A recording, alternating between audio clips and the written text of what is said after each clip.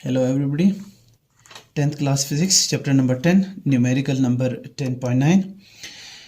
At one end of a Ripple tank 80 centimeter across, a 5 Hz vibrator produces waves whose wavelength is 40 millimeter.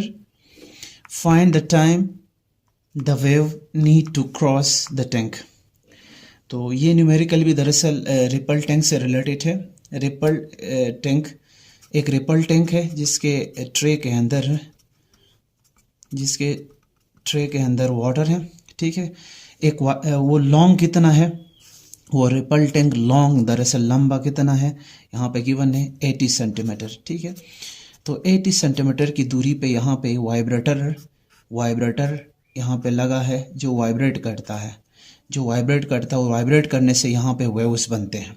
ठीक है, और जो vibrator यहाँ पे ripple tank का वाइब्रेटर है उसकी फ्रीक्वेंसी गिवन है 5 हर्ट्ज फ्रीक्वेंसी है।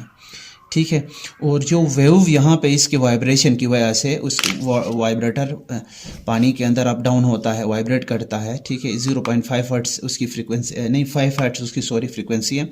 तो जाहिर है वो वाटर वेव्स बनेंगे और बनने वाले जो वाटर वेव्स हैं उनकी वेवलेंथ यानी एक क्रस्ट से अगले क्रस्ट तक जो डिस्टेंस या एक ट्रफ से अगले कंजक्टिव ट्रफ तक डिस्टेंस कितना है 40 मिलीमीटर से।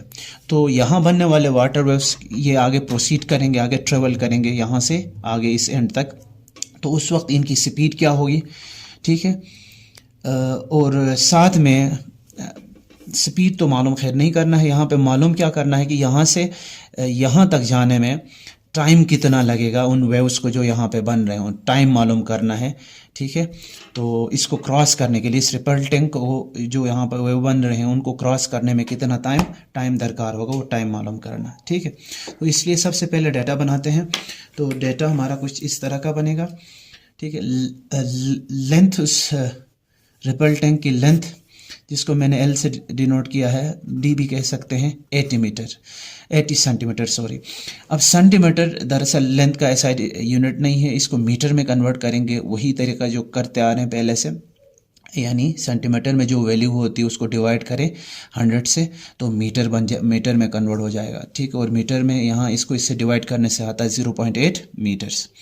ये वैल्यू आ गई डिस्टेंस या उस जो रिपल टैंक है उसके ट्रे की लेंथ आ गई। ठीक है, वेव्स को इतना फासला कवर करना।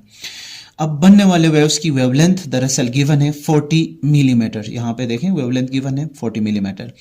अब वेवलेंथ का ऐसा यूनिट मीटर है लेकिन गिवन यहाँ पे वैल्यू मिलीमीटर में है। तो मिलीमीटर को मीटर में कन्वर्ट करने के लिए मिलीमीटर्स को मीटर में कन्वर्ट करने के लिए हमेशा डिवाइड करना होता है। ठीक है, 1000 से शॉर्ट। अब इसको 40 को मैं मिलीमीटर से मीटर में कन्वर्ट करने के लिए 1000 से 40 को 40 से डिवाइड करूंगा 1000। अब डिवाइड करने पे वैल्यू आएगी 0.04 मीटर्स में। ये वेवलेंथ आ गई जो इस रिपल टैंक के अंदर बनेंगे और इनकी फ्रीक्वेंसी कितनी होगी 5 हर्ट्ज। ठीक है, अब हमें इन बनने वाली वेव्स को यहाँ से यहाँ पहुँचने में लगने वाला टाइम मालूम करना है, इस एंड से इस एंड तक जो कि डिस्टेंस है 80 सेंटीमीटर।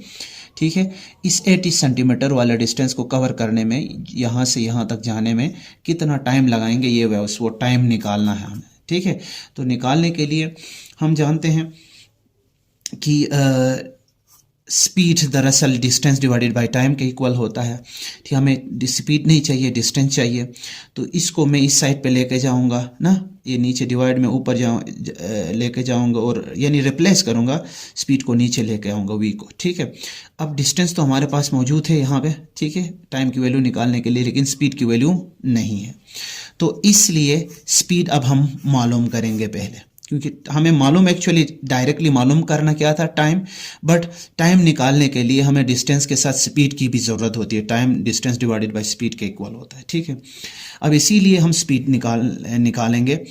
तो स्पीड हम जानते हैं वेव इक्वेशन के थ्रू हम स्पीड को वेव की मालूम कर सकते हैं। v is equal to F lambda से। एफ फ्रीक्वेंसी ऑलरेडी गिवन है वेव की 5 हर्ट्ज से। वेवलेंथ ऑलरेडी ये मिलीमीटर्स में उन लोगों ने दिया था 40 मिलीमीटर, हमने उसको मीटर में कन्वर्ट किया है। मीटर वाली वैल्यू को पुट करते हैं, वेवलेंथ की जगह उसकी वैल्यू, फ्रीक्वेंसी की जगह उसकी वैल्यू, दोनों को सीधे मल्टीप्लाई करेंगे। मल्टीप्लाई करने से कितना आंसर आएगा 0.2 2 मीटर पर सेकेंड। ये दरअसल स्पीड आ गई उस वेव की जो उस रिपल टैंक में बन जाती है। ठीक है, अब इतनी स्पीड वाली वेव यहाँ से यहाँ उसको जाने में लगने वाला टाइम निकालना है। अब लगने वाला टाइम निकालना है तो हम इसी स्पीड की वैल्यू को इधर पुट करते हैं और डिस्टेंस उन लोगों ने दिया है ऑलरेडी 80 और उसको मीटर में कन्वर्ट करने से 0.8 मीटर आया है। तो ये वैल्यूज हम पुट करते हैं। ठीक है, इक्वेशन 1 के अंदर तो टाइम एज इट इज़ आया equal to as it is आया, डी की जगह उसकी वैल्यू 0.8 आ गई, डिवाइड की जगह डिवाइड और स्पीड की वैल्यू हमने 0.2 निकाला है, पुट किया है, दोनों को डिवाइड करने से 4 आ गया। टाइम की वैल्यू जो कि सेकेंड में SI यूनिट सेकेंड है टाइम का, तो 4 सेकेंड लगे। तो यहाँ वाटर वेव्स जो बने इस रिपल टैंक के अंदर उसको यहाँ से यहाँ जाने में, एक एंड से दूसरे एंड तक जाने में उनको टाइम लगेगा कितना, 4 सेकेंड लगेंगे। ये रिजल्ट आया हमारा इस न्यूमेरिकल का कि 4 सेकेंड्स के अंदर ये वाटर वेव्स इस एंड से इस एंड तक यानी 80 सेंटीमीटर का फासला कवर करेंगे।